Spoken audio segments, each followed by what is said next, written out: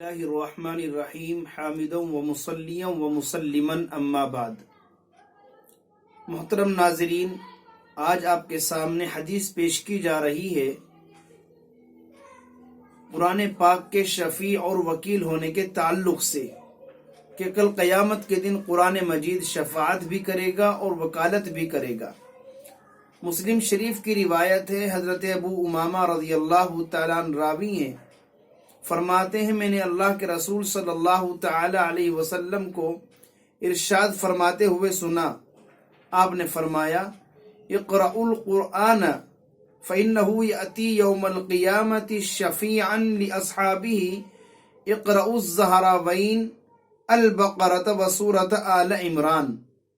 اللہ کے رسول علیہ الصلوۃ والسلام ارشاد فرماتے ہیں کہ قرآن مجید کی تلاوت کیا کرو، کیونکہ قرآن مجید اپنے پڑھنے والوں کے لیے کل قیامت کے دن شفاعت کرے گا، سفارش کرے گا، اور خاص کر دو نورانی صورتیں زہراوین، دو نورانی صورتیں پڑھا کرو، یعنی سورہ بقرہ اور سورہ آل عمران۔ کیوں؟ فَإِنَّهُمَا تَأْتِيَانِ يَوْمَ الْقِيَامَةِ كَأَنَّهُمَا غَمَامَتَانِ أَوْ غَيَايَتَانِ او فریقان من طیر صفواف تحاجان عن اصحابہما۔ یہ حدیث کے الفاظ ہیں، آپ نے فرمایا کیونکہ یہ دونوں صورتیں قیامت کے دن اپنے پڑھنے والوں کو اپنے سائے میں اس طرح لیں گی جیسا کہ وہ ابر کے ٹکڑے ہوں، یا سائبان ہیں، یا صف باندھے پرندوں کے پر ہیں۔ یہ دونوں صورتیں قیامت میں اپنے پڑھنے والوں کی طرف سے مدافعت کریں گی۔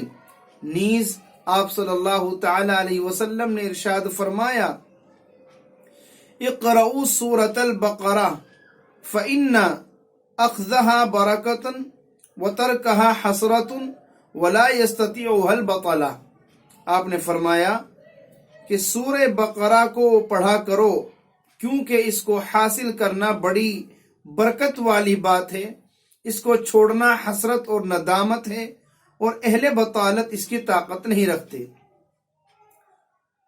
تو قرآن مجید قرآن والوں کے لیے، اصحاب قرآن کے لیے کل قیامت کے دن سفارش کر رہا ہے، اور اصحاب قرآن وہ تمام لوگ ہیں جو قرآن مجید پر یقین رکھتے ہیں، قرآن مجید پر ایمان لاتے ہیں، قرآن مجید کو اللہ کی کتاب تسلیم کرتے ہیں، اور خاص طور پر قرآن مجید سے ایک تعلق رکھتے ہیں، اس سے مناسبت رکھتے ہوئے اس کی تلاوت کرتے ہیں، اس میں غور و فکر کرتے ہیں، تدبر کرتے ہیں۔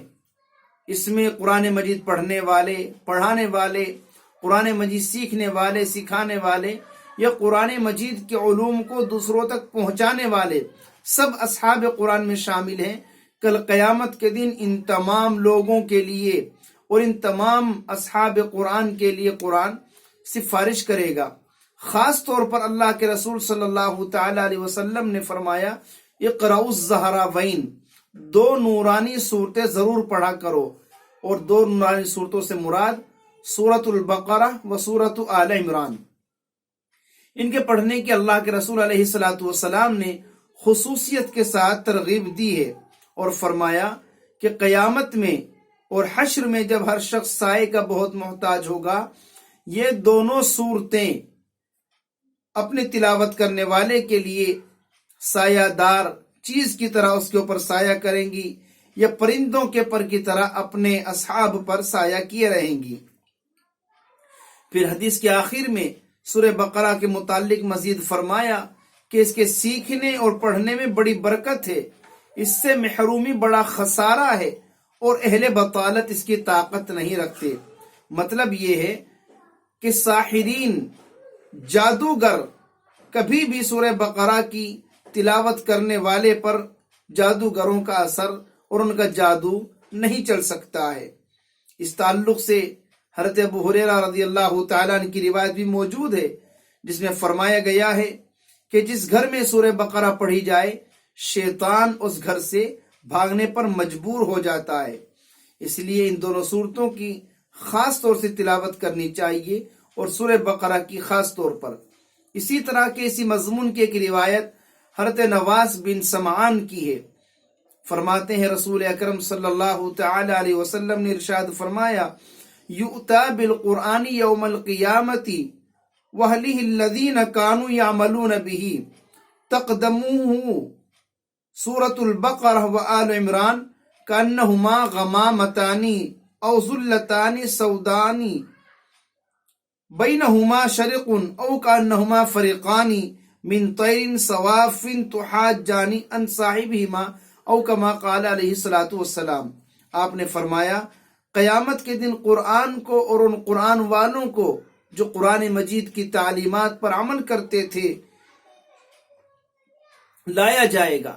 سورہ بقرہ اور آل عمران وہ پیش ہوں گی، محسوس ہوگا گویا بادل کے ٹکڑے ہیں یا سیاہ رنگ کے دو سائبان ہیں جس میں نور کی چمک ہے، یا صف باندھے پرندوں کے دو پر ہیں، اور وہ مدافعت اور وکالت کریں گی اپنے سے تعلق رکھنے والوں کی۔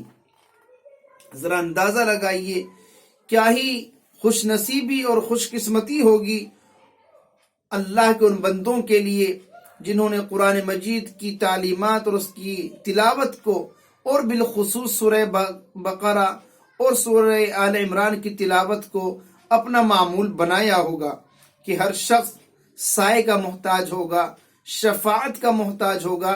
ایسے موقع پر یہ دو صورتیں سورہ بقرہ اور سورہ آل عمران اپنے پڑھنے والے کے لیے سایہ بھی بنے گی اور اپنے پڑھنے والے کے لیے شفاعت اور وکالت بھی کریں گی۔ اس لیے اللہ سے دعا بھی کریں، کوشش بھی کریں، عمل بھی کریں۔ اللہ مجھے بھی آپ کو بھی ہمت بھی دے، توفیق دے، ہم قرآن مجید کی تلاوت کو اپنا مشغلہ بنائیں، اپنا معمول بنائیں، روزانہ کچھ نہ کچھ حصہ قرآن مجید کا ضرور تلاوت کیا جائے۔ یقیناً ہم میں سے ہر شخص کو ایک نہ ایک دن دنیا سے جانا ہے، ہماری آنکھیں ایک نہ ایک دن بند ہونے والی ہیں، پتہ نہیں کب اللہ کی طرف سے بلاوا آ جائے۔ ہمیں ذخیرہ آخرت جمع کرنا ہے، اکٹھا کرنا ہے، آخرت کے لیے ہمیں توشہ تیار کرنا ہے، اور یقیناً قرآن مجید کی تلاوت اتنا عظیم توشہ ہے کہ یہ ہمارے لیے شفاعت بھی ہے، وکالت بھی ہے، اور سایہ دار چیز کی طرح بھی ہے۔ اللہ مجھے بھی آپ کو بھی قرآن مجید سے خصوصی تعلق رکھنے اور کثرت کے ساتھ اس کی تلاوت کرنے کا ذوق شوق نصیب فرمائے۔ اللہ تبارک و تعالی قرآن مجید کی تعلیمات پر عمل کرنے کی توفیق نصیب فرمائے۔ آمین۔ وما علینا الا البلاغ المبین۔